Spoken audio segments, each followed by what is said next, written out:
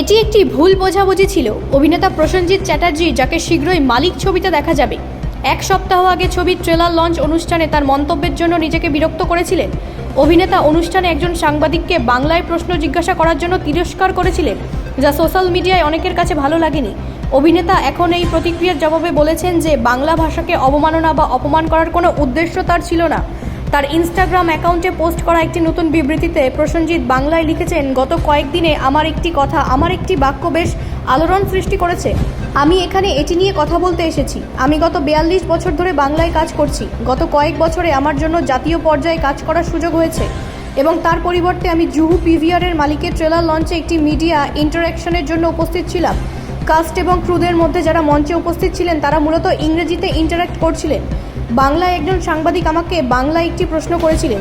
আমি সেই ব্যক্তিকে অনেক দিন ধরে চিনি, কিন্তু সেই সময় আমার মনে হয়েছিল যে যদি আমি বাংলায় উত্তর দিই তাহলে অন্যেরা বুঝতে পারবেন না আমি কি বলছি, কারণ অনেকেই ভাষাটি জানেন না। সেই কারণেই আমি জিজ্ঞাসা করেছি যে বাংলায় প্রশ্ন করার অর্থ কী।